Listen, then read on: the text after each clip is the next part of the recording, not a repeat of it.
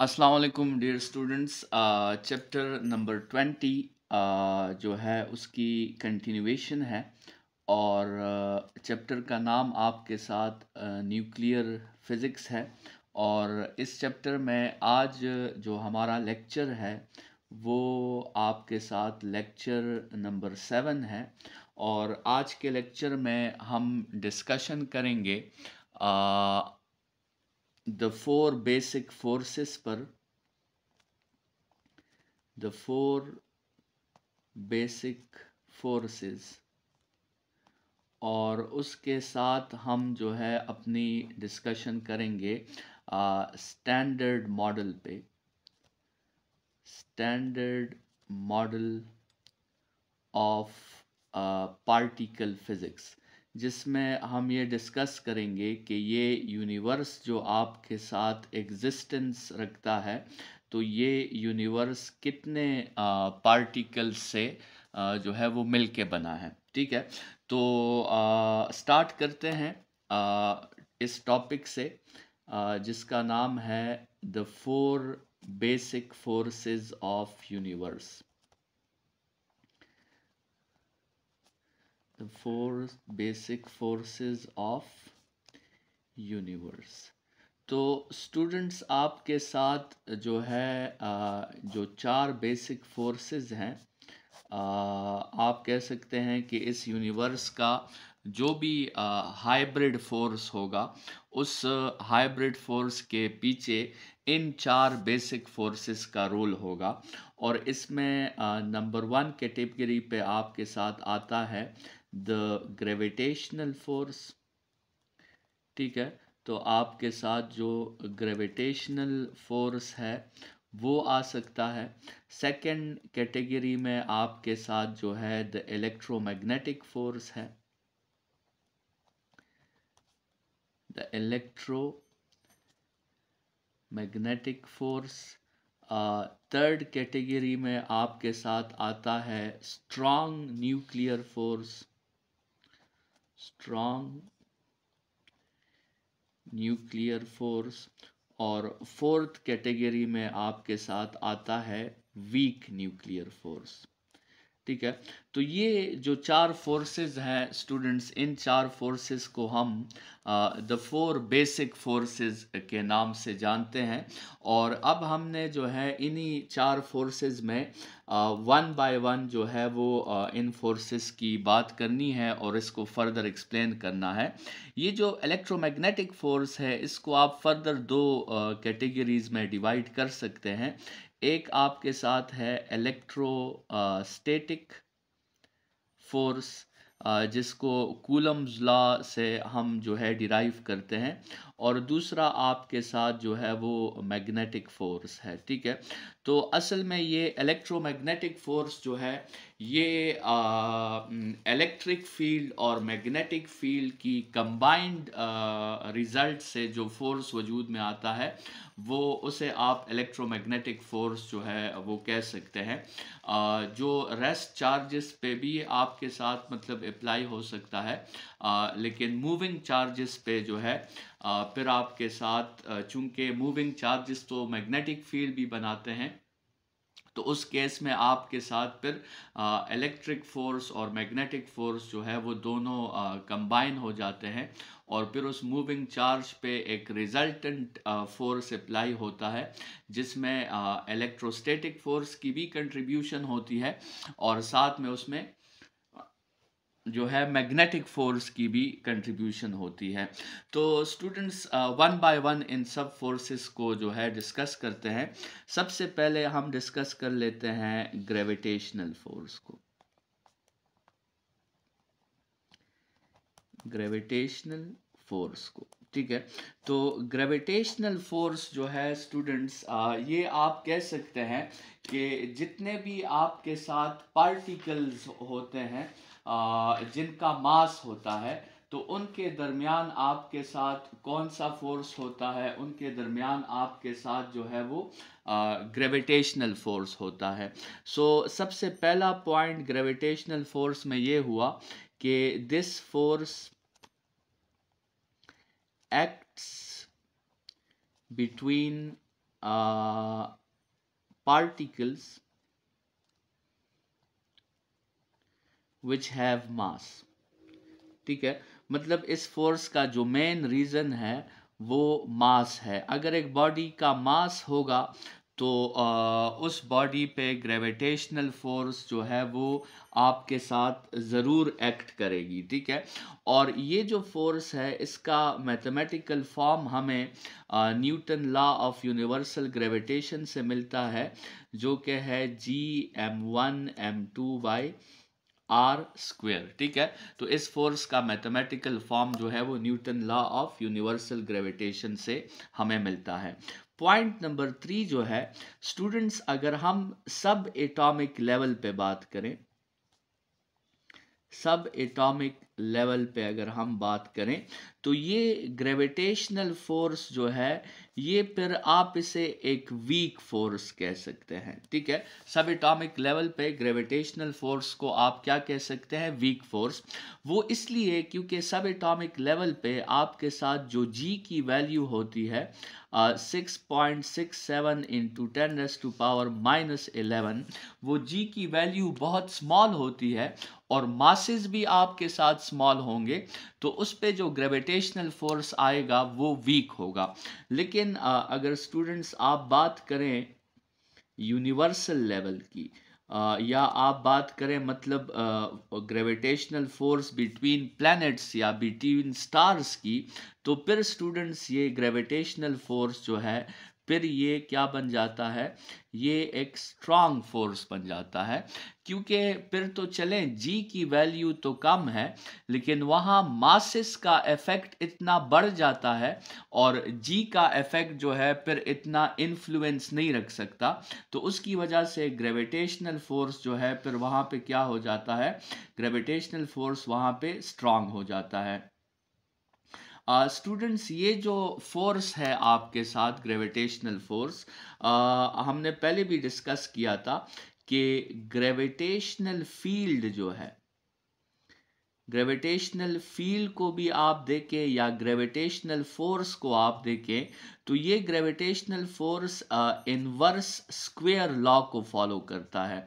मतलब आपके साथ अगर हम इसका ग्राफ बनाते हैं फोर्स का आर स्क्वेयर के साथ, तो ये एक्सपोनेंशियली डिकेइंग ग्राफ होता है इसका, और ये ग्राफ कभी भी एक्स एक्सिस को टच नहीं करता, तो जिससे हमें ये पता चलता है कि ये जो फोर्स है ग्रेविटेशनल फोर्स, ये एक लॉन्ग रेंज फोर्स है।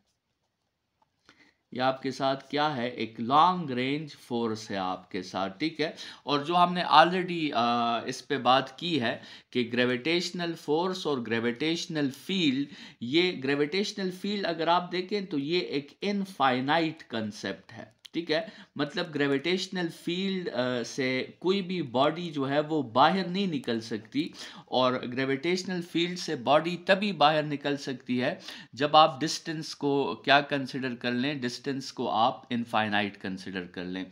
तो स्टूडेंट्स, ये जो फोर्स है ग्रेविटेशनल फोर्स, ये आपके साथ एक लॉन्ग रेंज फोर्स है। ठीक है, अच्छा, अब थोड़ी सी हम डिस्कशन कर लेते हैं ये सेकंड फोर्स के ऊपर जो आपके साथ है इलेक्ट्रोमैग्नेटिक फोर्स।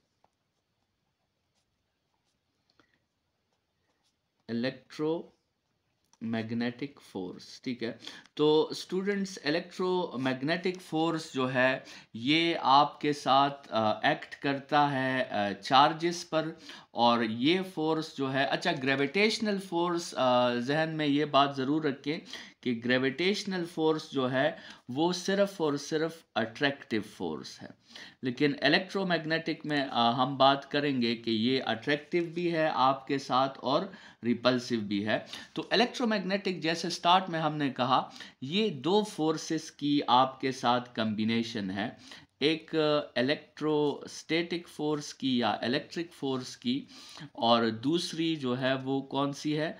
वो मैग्नेटिक फोर्स की है। तो ये दो फोर्सेस की आपके साथ कम्बिनेशन है, और ये अप्लाई किस पे होती है स्टूडेंट्स? ये अप्लाई होती है ये फोर्स चार्जेस पे, ठीक है। ग्रेविटेशनल फोर्स मासेस पर अप्लाई होता है, और इलेक्ट्रोमैग्नेटिक फोर्स जो है ये चार्जेस पर अप्लाई होता है। स्टूडेंट्स, इसमें अगर हम इलेक्ट्रोस्टैटिक फोर्स को देखें तो उसका फॉर्मूला हमें कूलम्स लॉ से मिलता है, जो K Q1 Q2/r² है। और ये जो आपके साथ फार्मूला है, तो इसमें आपके साथ बहुत ज़्यादा एनालॉजी है ग्रेविटेशनल फोर्स वाले फार्मूला के साथ। मतलब ये फार्मूला भी आपके साथ इनवर्स स्क्वायर लॉ को फॉलो करता है, और ये जो आपके साथ इलेक्ट्रोमैग्नेटिक फोर्स है, ये भी क्या होगा? ये भी एक लॉन्ग रेंज का फोर्स होगा। स्टूडेंट्स, अगर हम सब एटॉमिक लेवल पे बात करें, सब एटॉमिक लेवल पे, तो सब एटॉमिक लेवल पे ये जो इलेक्ट्रिक फोर्स होता है, ये आपके साथ काफ़ी स्ट्रांग होता है। उसका रीज़न ये है कि K की वैल्यू भी ज़्यादा होती है। K की जो वैल्यू है वो है 9 × 10⁻⁹ वैक्यूम के लिए, और सेपरेशन भी कम होता है। मतलब K ज़्यादा होता है और सेपरेशन कम होता है, तो उसकी वजह से सब एटॉमिक लेवल पे ये फोर्स जो है ये स्ट्रांग होता है। लेकिन अगर आप यूनिवर्सल लेवल पे जाए, यूनिवर्सल लेवल पे जाए, तो फिर ये इलेक्ट्रिक फोर्स जो है ये उतना स्ट्रांग नहीं रहता, ये वीक हो जाता है। क्योंकि यूनिवर्सल लेवल पे आपके साथ प्लैनेट्स के दरमियान जो डिस्टेंस होता है वो बहुत ज़्यादा होता है। तो उस लेवल पे आपके साथ जो ये फोर्स है, तो फिर ये उतना स्ट्रांग जो है वो नहीं रहता आपके साथ। स्टूडेंट्स, अगर हम ग्रेविटेशनल फोर्स और इलेक्ट्रोस्टैटिक फोर्स की, जो इलेक्ट्रोमैग्नेटिक फोर्स है, अगर इनकी कंपैरिजन हम देख लें, तो वो भी आप जहन में रखें। ग्रेविटेशनल फोर्स जो है स्टूडेंट्स, वो मासेस पर अप्लाई होता है। इलेक्ट्रोमैग्नेटिक फोर्स जो है वो चार्जेस पर अप्लाई होता है। बोथ जो है वो लॉन्ग रेंज फोर्सेस हैं। ग्रेविटेशनल फोर्स भी एक लॉन्ग रेंज फोर्स है, और इलेक्ट्रोमैग्नेटिक फोर्स भी क्या है? एक लॉन्ग रेंज फोर्स है। लेकिन जो हमने बात की कि आपके साथ ग्रेविटेशनल फोर्स सब एटॉमिक लेवल पे, ग्रेविटेशनल फोर्स स्मॉल होता है, लेकिन उसी सब एटॉमिक लेवल पे आपके साथ इलेक्ट्रिक फोर्स जो होता है वो लार्ज होता है। और यूनिवर्सल लेवल पे, मतलब बिग लेवल पे, ग्रेविटेशनल फोर्स जो है वो स्ट्रांग हो जाता है, और इलेक्ट्रिक फोर्स, इलेक्ट्रोमैग्नेटिक फोर्स जो है वो आपके साथ क्या हो जाता है? वो वीक हो जाता है, ठीक है। अच्छा, हम अभी पार्टिकल मॉडल में आगे पढ़ेंगे कि ये जो 4 बेसिक फोर्सेस हैं जो इस यूनिवर्स को बनाने में एक इम्पॉर्टेंट रोल प्ले करते हैं, वो 4 बेसिक फोर्सेस का असल में एक रीज़न है। और वो रीज़न ये है कि ये जो आपके साथ पार्टिकल्स होते हैं जिनके दरमियान ये बेसिक फोर्सेस पाए जाते हैं, वो पार्टिकल्स जो है कुछ और पार्टिकल्स का एक्सचेंज शुरू कर देते हैं, और उस एक्सचेंज की वजह से आपके साथ ये द 4 बेसिक फोर्सेस जो है वो एक्ट करते हैं। तो स्टूडेंट्स, ये बात याद रखिए कि ग्रेविटेशनल फोर्स जो है ये due to the exchange of कुछ पार्टिकल्स हैं जिनको हम कहते हैं ग्रेविटॉन्स, ठीक है। So gravitational force is due to the exchange of gravitons, और इलेक्ट्रोस्टैटिक फोर्स जो है ये due to the exchange of photons है, ठीक है। तो ये दो बातें आपने जहन में रखनी है कि ग्रेविटेशनल फोर्स जो है वो ग्रेविटॉन्स के एक्सचेंज की वजह से अपीयर होता है, और इलेक्ट्रोमैग्नेटिक फोर्स जो है वो आपके साथ किसके एक्सचेंज की वजह से अपीयर होता है, वो फोटॉन्स के एक्सचेंज की वजह से अपीयर होता है। स्टूडेंट्स, अब हम बात कर लेते हैं स्ट्रॉन्ग न्यूक्लियर फोर्स पे। स्ट्रॉन्ग न्यूक्लियर फोर्स पे ऑलरेडी हमने इस चैप्टर के स्टार्ट में उस मास डिफेक्ट और बाइंडिंग एनर्जी के केस में हमने इस पे बात की थी, और उधर हमने कहा था स्टूडेंट्स के ये जो न्यूक्लियस होता है और न्यूक्लियस के अंदर जो न्यूक्लियॉन्स होते हैं, ठीक है, जो प्रोटॉन्स होते हैं और न्यूट्रॉन्स होते हैं, जिनको हम कंबाइनली न्यूक्लियॉन्स कहते हैं। स्टूडेंट्स, इन प्रोटॉन्स और न्यूट्रॉन्स के दरमियान आपके साथ एक स्ट्रॉन्ग रिपल्सिव इलेक्ट्रोमैग्नेटिक फोर्स होता है। एक स्ट्रॉन्ग रिपल्सिव इलेक्ट्रोमैग्नेटिक फोर्स होता है। आपको पता है कि प्रोटॉन्स जो हैं वो पॉजिटिव चार्जेस हैं, और ये एक दूसरे को रिपेल करते हैं। और स्टूडेंट्स, मतलब मेन बात समझने की ये है कि जैसे ही ये पार्टिकल्स करीब आते जाएंगे तो सेपरेशन कम होती जाएगी, और सेपरेशन कम होती जाएगी तो वो रिपल्सिव फोर्स जो है वो और भी स्ट्रांग होता जाएगा, और वो एक्सपोनेंशियली स्ट्रांग होता जाएगा, क्योंकि रिलेशन जो आपके साथ है आर के साथ, रेडियस के साथ, वो इंटेंस रिलेशन है, वो स्क्वायर का रिलेशन है। तो लेकिन फिर भी न्यूक्लियस में ये न्यूक्लियॉन्स एक दूसरे के साथ जकड़े रहते हैं, और ये न्यूक्लियॉन्स जो है एक दूसरे के बहुत करीब रहते हैं।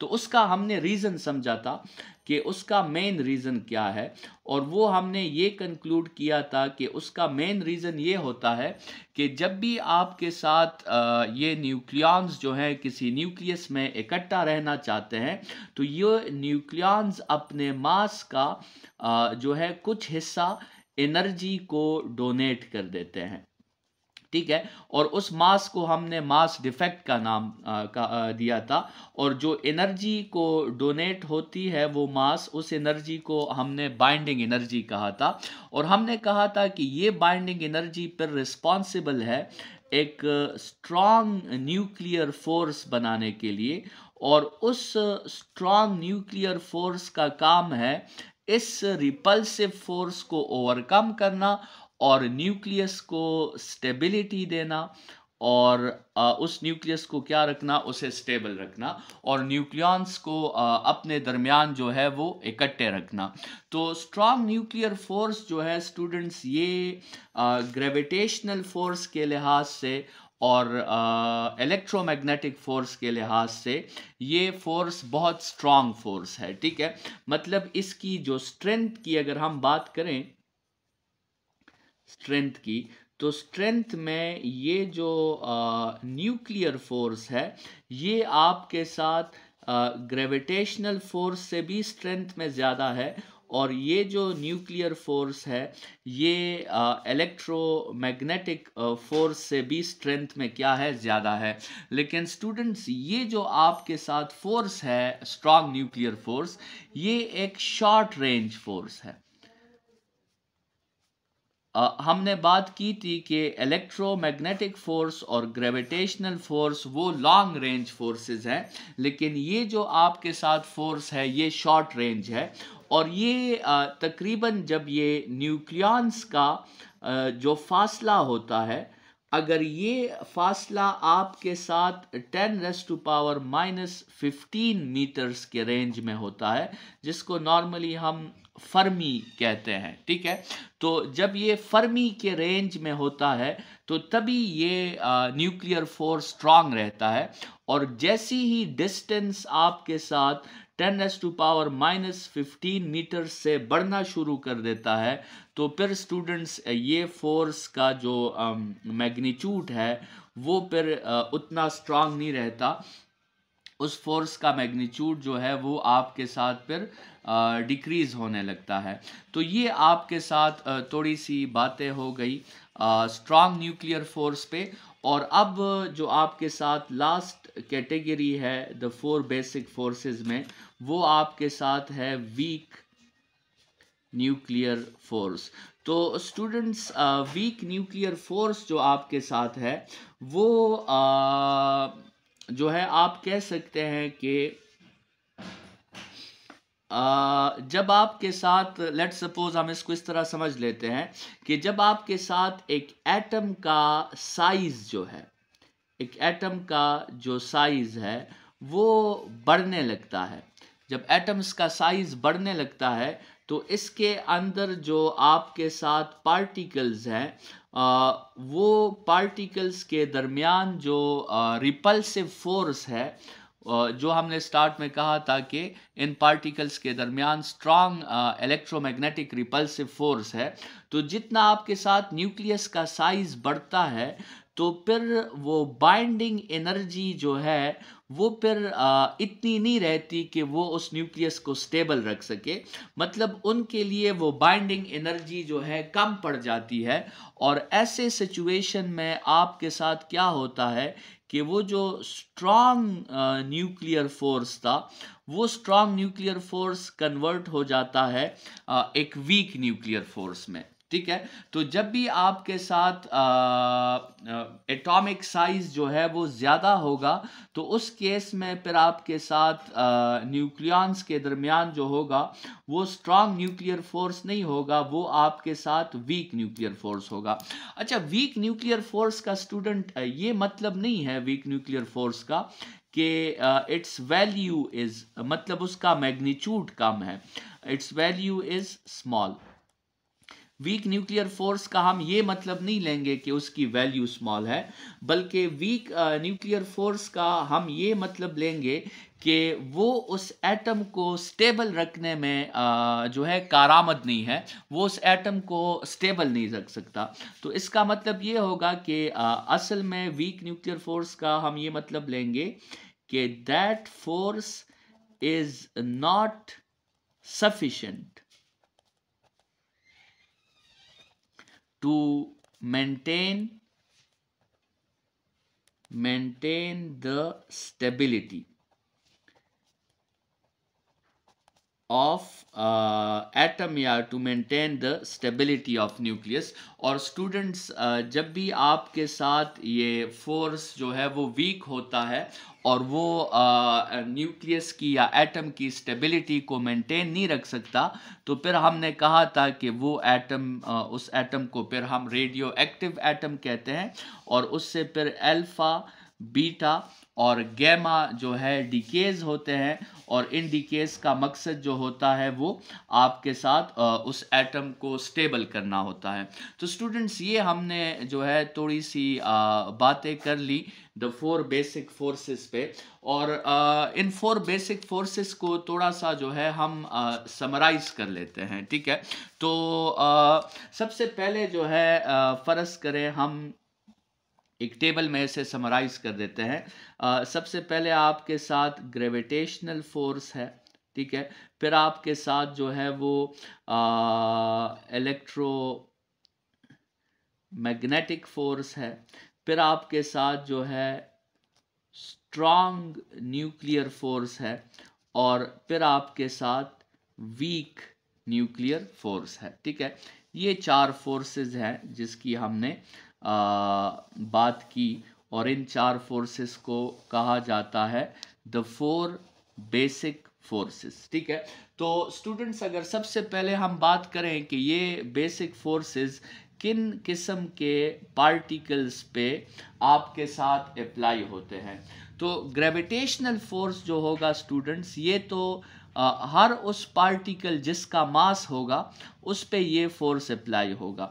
मतलब तमाम पार्टिकल्स पे ग्रेविटेशनल फोर्स जो होगा वो अप्लाई होगा। ये स्ट्रॉन्ग जो न्यूक्लियर फोर्स है ये आपके साथ अप्लाई होता है students, strong nuclear force apply होता है हेड्रॉन्स पर, और हेड्रॉन्स हम आगे पढ़ेंगे कि हेड्रॉन्स कहते किसे हैं।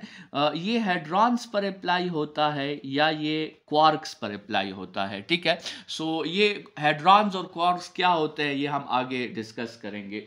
ये जो इलेक्ट्रोमैग्नेटिक फोर्सेस हैं, जैसे हमने कहा स्टूडेंट्स, ये अप्लाई होते हैं चार्ज पार्टिकल्स पर, और आपके साथ जो वीक जो है न्यूक्लियर फोर्स है, ये अप्लाई होता है क्वार्क्स पर और लेप्टॉन्स पर, ठीक है।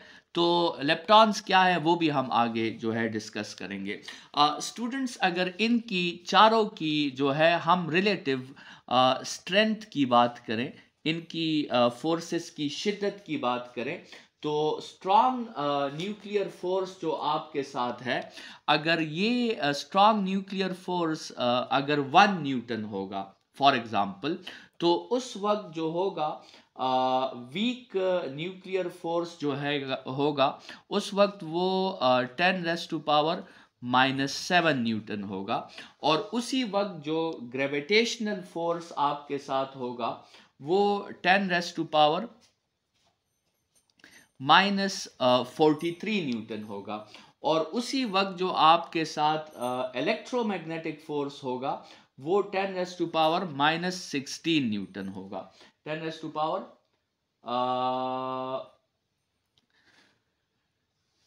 सॉरी ये थोड़ी सी जो है गलती हो गई, इसको दोबारा जो है डिस्कस करते हैं। तो सबसे पहले आपके साथ स्ट्रॉन्ग न्यूक्लियर फोर्स है। तो स्ट्रॉन्ग न्यूक्लियर फोर्स अगर आपके साथ 1 न्यूटन का होगा, तो इलेक्ट्रोमैग्नेटिक फोर्स जो है उस वक्त 10⁻⁻2 न्यूटन का होगा। इलेक्ट्रोमैग्नेटिक फोर्स 10⁻⁻2 न्यूटन का होगा। और आपके साथ जो ग्रेविटेशनल फोर्स है वो ग्रेविटेशनल फोर्स कहाँ है, ये ग्रेविटेशनल फोर्स 10⁻⁻43 न्यूटन का होगा। और आपके साथ जो वीक फोर्स है वो 10⁻⁻7 न्यूटन का होगा, ठीक है। ये ठीक है, मुझे लगा कि मैंने कॉलम में जो है लिखने में गलती कर दी है, लेकिन वो ठीक थी। अच्छा, अब इसको भी यहाँ पे डिस्कस कर लेते हैं कि ये फोर्सेस किन वजूहात की वजह से होते हैं। तो ग्रेविटेशनल फोर्स का हमने कहा कि ये असल में एक्सचेंज ऑफ ग्रेविटॉन्स की वजह से होते हैं। मैग्नेटिक फोर्सेस जो हैं वो हमने कहा था कि ये एक्सचेंज ऑफ फोटॉन्स की वजह से होते हैं। और जो वीक आपके साथ न्यूक्लियर फोर्स है स्टूडेंट्स, इसका रीज़न जो है वो W and Z बोसॉन्स हैं, W and Z बोसॉन्स। और आपके साथ जो स्ट्रॉन्ग न्यूक्लियर फोर्स है उसका रीज़न आपके साथ है ग्लूऑन्स, ठीक है। तो ये आपके साथ स्टूडेंट्स द 4 बेसिक फोर्सेस पे थोड़ी सी डिस्कशन थी। और अब इन 4 बेसिक फोर्सेस के डिस्कशन के बाद हम बात कर लेते हैं the particle model of physics पे, ठीक है। बल्कि द स्टैंडर्ड पार्टिकल मॉडल पे जो है वो थोड़ी सी डिस्कशन कर लेते हैं।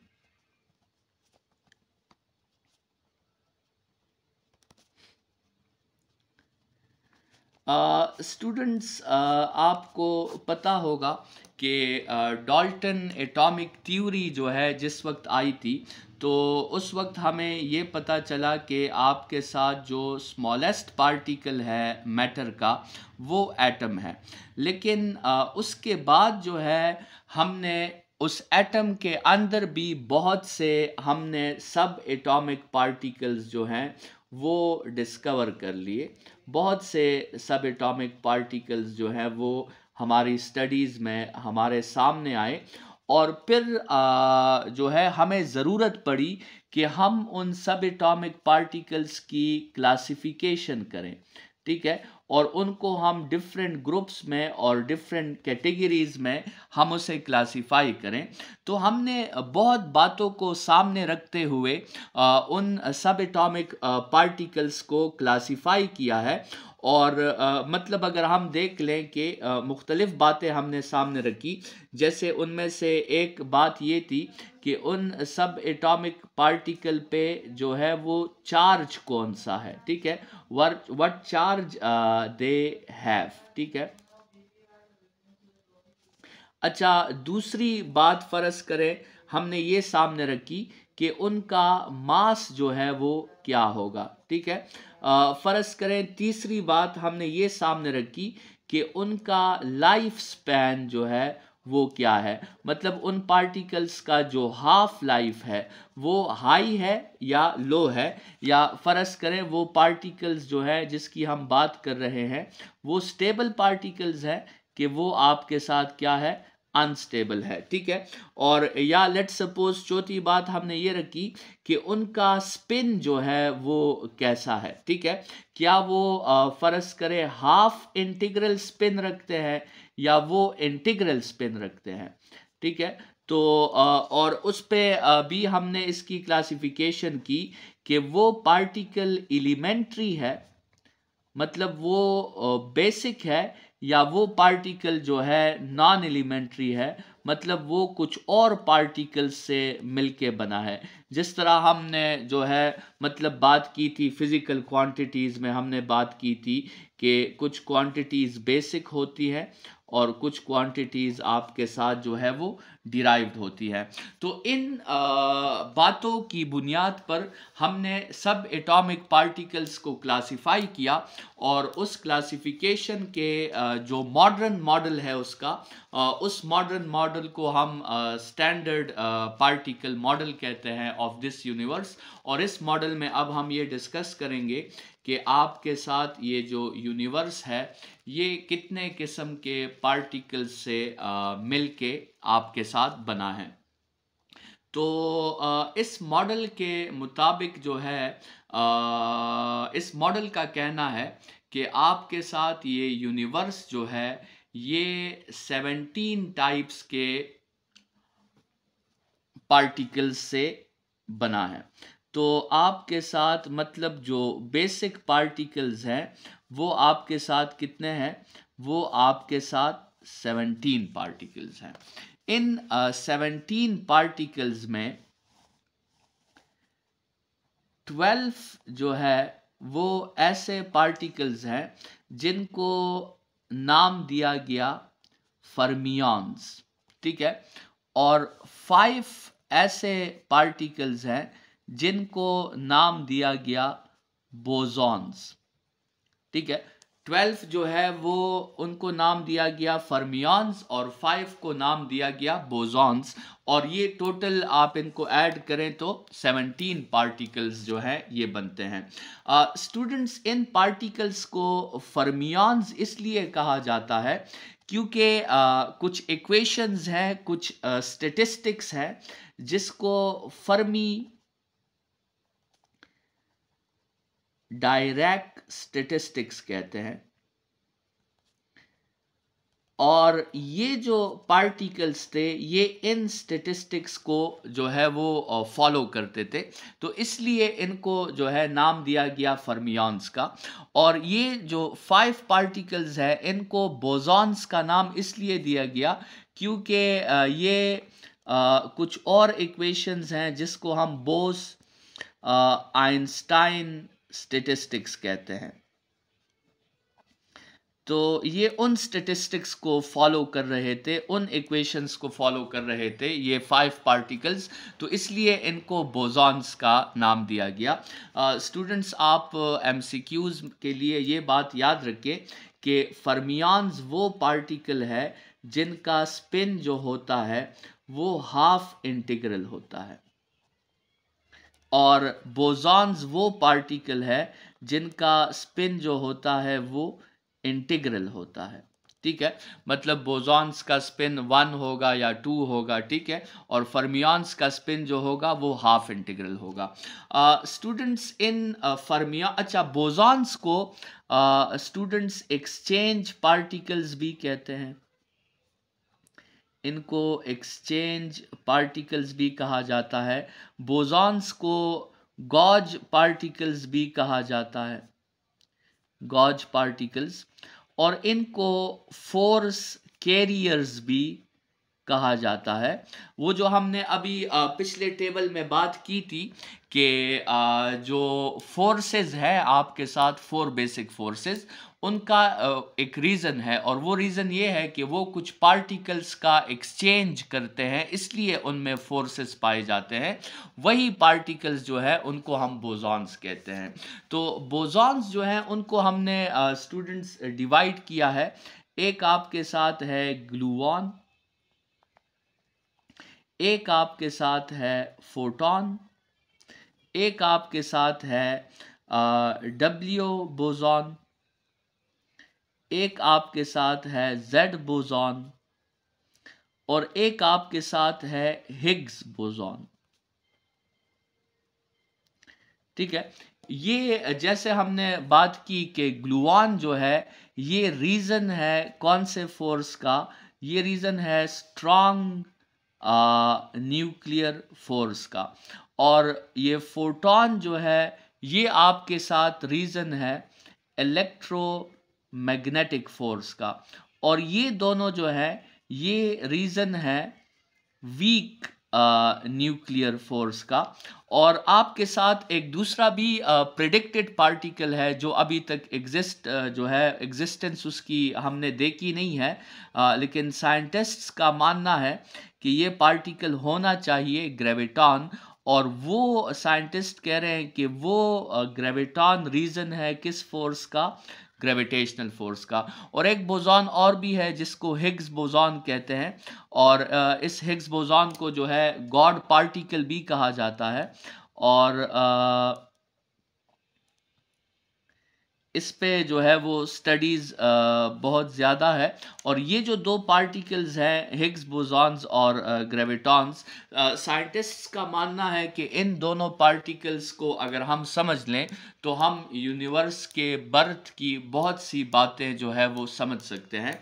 बहरहाल ये मेन जो है बोसॉन्स वो आपके साथ 5 बोसॉन्स हैं जो अभी तक फिजिकल एग्जिस्टेंस में देखे गए हैं, और ये जो 6th बोसॉन है ग्रेविटॉन, ये थियोरेटिकली तो प्रेडिक्टेड है, लेकिन अभी तक जो है इसकी फिजिकल एग्जिस्टेंस नहीं देखी गई। और साइंटिस्ट के मुताबिक ये ग्रेविटॉन जो है ये भी आप एमसीक्यूज के लिए याद रखिए कि इसका ग्रेविटॉन का जो स्पिन होता है वो 2 के इक्वल होता है। बाकी इन 5 बोसॉन्स का जो स्पिन है वो 1 के इक्वल है, लेकिन ग्रेविटॉन का जो स्पिन होगा वो 2 के इक्वल होगा। अब स्टूडेंट्स आते हैं फर्मियंस की तरफ। फर्मियंस को फर्दर हमने 2 कैटेगरीज में डिवाइड किया है, लेकिन स्टूडेंट्स ये वो एलिमेंट्री पार्टिकल्स हैं, ये आपके साथ वो एलिमेंट्री पार्टिकल्स हैं जिससे ये पूरा यूनिवर्स बना है। ठीक है, ये मतलब आपका पूरा यूनिवर्स जो है वो किससे बना है, वो फर्मियंस से बना है। अच्छा, इन फर्मियंस को हमने फिर 2 कैटेगरीज में डिवाइड किया है। एक को कहा जाता है लेप्टॉन्स और दूसरे को कहा जाता है क्वार्क्स, लेप्टॉन्स और क्वार्क्स। ठीक है, तो इसमें चूंकि 12 फर्मियंस थे तो 6 इनमें लेप्टॉन्स हैं और 6 इनमें क्वार्क्स हैं। ठीक है, अच्छा वो लेप्टॉन्स कौन कौन से हैं, वो जो 6 लेप्टॉन्स हैं आपके साथ स्टूडेंट्स, उसमें पहला लेप्टॉन है इलेक्ट्रॉन। ठीक है, तो याद रखिए इलेक्ट्रॉन जो है ये एक लेप्टॉन है। ठीक है, दूसरा लेप्टॉन है टाऑन, और तीसरा लेप्टॉन है मियॉन। ठीक है, ये आपके साथ 3 क्या है, 3 लेप्टॉन्स हैं, और इन्हीं 3 लेप्टॉन्स के फिर न्यूट्रिनोज भी हैं जिनको भी हम लेप्टॉन्स कहते हैं। तो एक है इलेक्ट्रॉन न्यूट्रिनो, और एक है आपके साथ टाऑन न्यूट्रिनो, और एक आपके साथ है मियॉन न्यूट्रिनो। ठीक है, ये आपके साथ जो 6 पार्टिकल्स हैं, इन 6 पार्टिकल्स को कहा जाता है लेप्टॉन्स। और स्टूडेंट्स ये 6 तो आपके साथ लेप्टॉन्स हैं, और इन लेप्टॉन्स के एंटी लेप्टॉन्स भी डिस्कवर हो चुके हैं।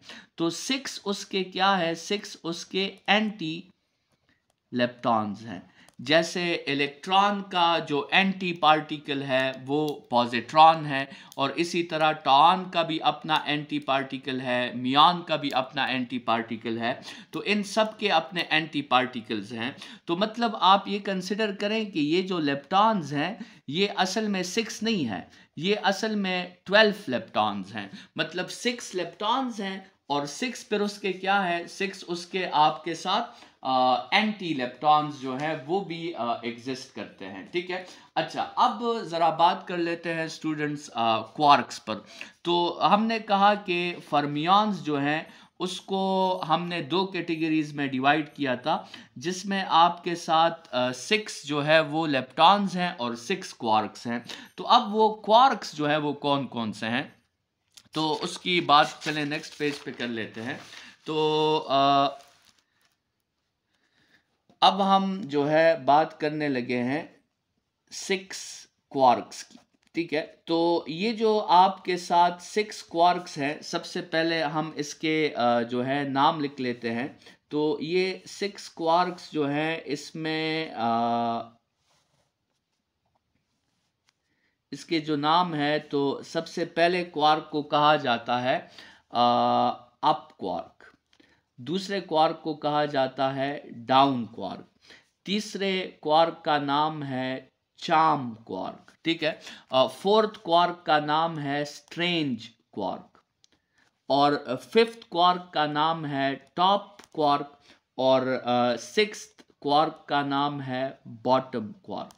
ठीक है, सो ये आपके साथ जो है 6 टाइप्स ऑफ क्या है, 6 टाइप्स ऑफ क्वार्क्स हैं स्टूडेंट्स। इसमें ये जो आप वर्टिकल कॉलम देख रहे हैं इनका चार्ज आपके साथ होता है +2/3 E, और ये जो आप वर्टिकल कॉलम देख रहे हैं इनका चार्ज आपके साथ होता है -1/3 E।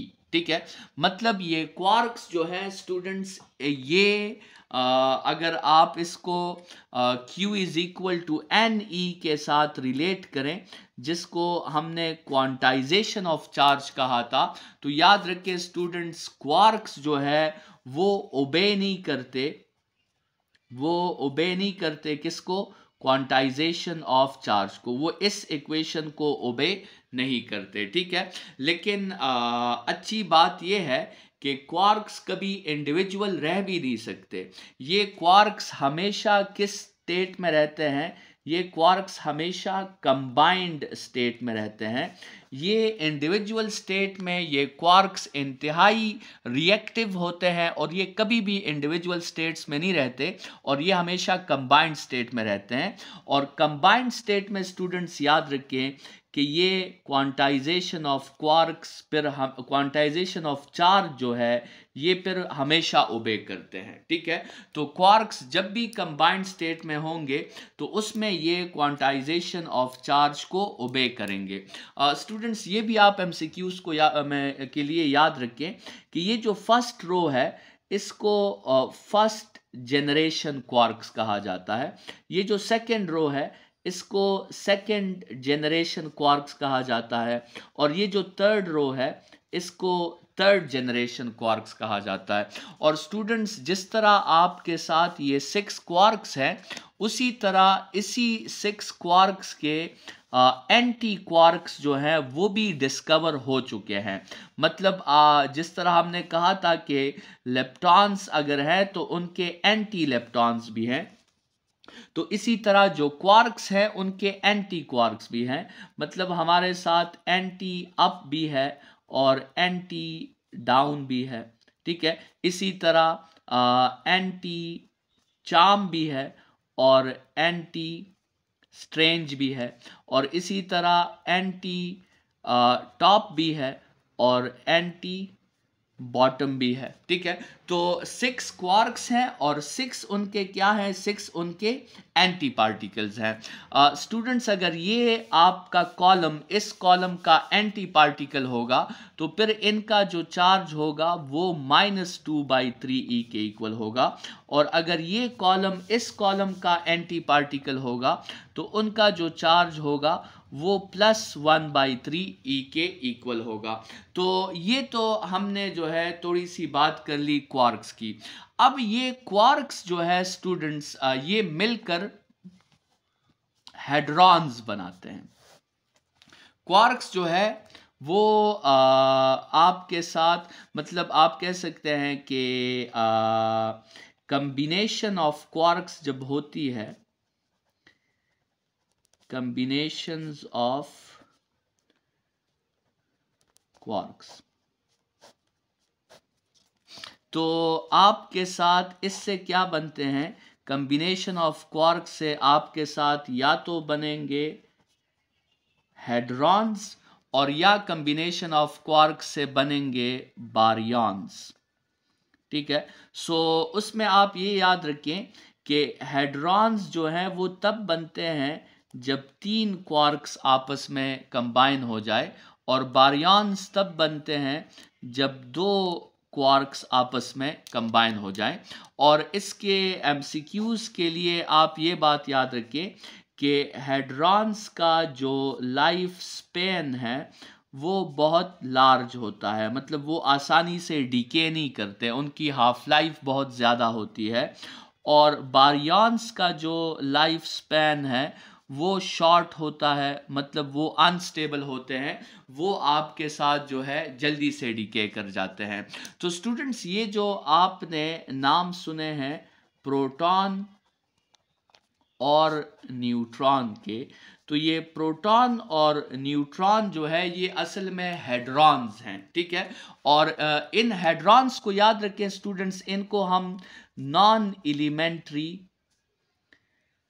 इनको हम क्या कहते हैं, नॉन एलिमेंट्री पार्टिकल्स कहते हैं। ठीक है, मतलब ये जो है बेसिक नहीं है, क्योंकि ये क्वार्क से मिलके बने हैं तो इसलिए इन पार्टिकल्स को बेसिक नहीं कहा जाता। जैसे प्रोटॉन जो है स्टूडेंट्स, इसमें 2 अप क्वार्क्स और एक इसमें यूज होता है डाउन क्वार्क। ठीक है, तो आप देखें अप क्वार्क जो है उसका चार्ज +2/3e है, दूसरा भी अप क्वार्क है तो उसका चार्ज भी +2/3e होगा, और एक डाउन क्वार्क है तो डाउन क्वार्क का चार्ज -1/3e है।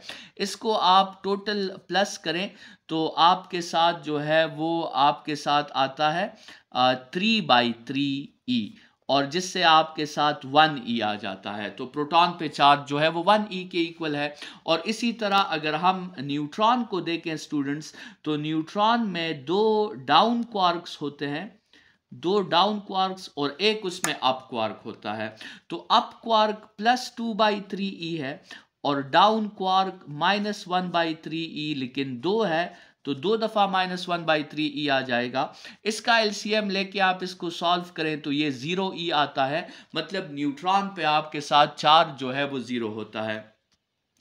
स्टूडेंट्स हमने अगर आपको याद हो रेडियो एक्टिविटी में बीटा डीके में कहा था कि there are 2 types of beta decays, एक बीटा पॉजिटिव डीके होता है पॉजिट्रॉन और एक बीटा नेगेटिव डीके होता है इलेक्ट्रॉन। और उसमें हमने कहा था कि उसके पीछे 2 रीजंस हैं कि या तो किसी न्यूक्लियस में प्रोटॉन जो होता है वो न्यूट्रॉन में कन्वर्ट हो जाता है, और या किसी न्यूक्लियस में न्यूट्रॉन जो होता है तो वो प्रोटॉन में कन्वर्ट हो जाता है। तो स्टूडेंट्स ये बात याद रखें कि अगर प्रोटॉन कन्वर्ट होना चाहता है न्यूट्रॉन में तो उसे अपना एक अप क्वार्क कन्वर्ट करना होगा डाउन में। ठीक है, तो जब प्रोटॉन अपना एक अप क्वार्क डाउन में कन्वर्ट कर देता है तो फिर उसमें 2 डाउन क्वार्क्स रह जाएंगे और एक अप क्वार्क रह जाएगा, तो फिर वो न्यूट्रॉन में कन्वर्ट हो जाएगा। और अगर न्यूट्रॉन जो है वो प्रोटॉन में कन्वर्ट होना चाहता है तो स्टूडेंट्स वो न्यूट्रॉन क्या करेगा, अपने एक डाउन क्वार्क को जो है वो अप क्वार्क में कन्वर्ट करेगा, तो तभी एक न्यूट्रॉन जो है वो प्रोटॉन में कन्वर्ट हो सकता है। स्टूडेंट्स, जैसे हमने कहा कि क्वार्क्स जो है वो आपके साथ कभी भी इंडिविजुअली नहीं रह सकते, क्योंकि ये हाईली रिएक्टिव होते हैं और ये हमेशा आपके साथ कंबाइंड फॉर्म में रहते हैं। और कंबाइंड फॉर्म में या तो 3 क्वार्क्स आपस में मिल सकते हैं या 2 क्वार्क्स आपस में मिल सकते हैं। 3 क्वार्क्स की कम्बिनेशन को हम हेड्रॉन्स कहते हैं और 2 क्वार्क्स की कम्बिनेशन को हम बारियॉन्स कहते हैं। स्टूडेंट्स, इन क्वार्क्स के दरमियान बहुत स्ट्रॉन्ग फोर्स होता है और जो इन्हें कंपेल करता है कि ये कभी भी इंडिविजुअल फॉर्म में ना रहे, और उस स्ट्रॉन्ग फोर्स को हम कलर फोर्स कहते हैं। ठीक है, उस स्ट्रॉन्ग फोर्स को क्या कहा जाता है? उस स्ट्रॉन्ग फोर्स को कलर फोर्स कहा जाता है। और ये वो फोर्स है जो क्वार्क्स के दरमियान एग्जिस्ट करता है, और इस फोर्स की वजह से क्वार्क्स कभी भी इंडिविजुअली और सेपरेटली नहीं रह सकते, ये हमेशा कम्बिनेशन में रहते हैं। स्टूडेंट्स, इस लेक्चर के साथ आपका चैप्टर नंबर 20 न्यूक्लियर फिजिक्स यहाँ पे वाइंड अप हुआ। हमने इस लेक्चर में जो लॉन्ग क्वेश्चंस डिस्कस किए, तो उसमें आपका पहला लॉन्ग क्वेश्चन जो है वो रेडियो एक्टिविटी पे आ सकता है। दूसरा लॉन्ग क्वेश्चन डीके लॉ पे आ सकता है, decay law and half life. तीसरा लॉन्ग क्वेश्चन आपका न्यूक्लियर रिएक्टर्स पे आ सकता है। चौथा लॉन्ग क्वेश्चन आपका न्यूक्लियर रिएक्शंस पे आ सकता है, जिसमें हमने फिजन्स और फ्यूजन्स को डिस्कस किया। और पांचवा लॉन्ग क्वेश्चन आज के लेक्चर में हमने डिस्कस किया, जो कि है the 4 basic forces and the standard model of particle physics. ठीक है, तो इन 5 लॉन्ग क्वेश्चंस के साथ हमने चैप्टर 20 को, न्यूक्लियर फिजिक्स को वाइंड अप कर लिया। इंशाल्लाह नेक्स्ट क्लास में आगे कंटिन्यू करेंगे। फिलहाल के लिए इतना ही। Thank you students.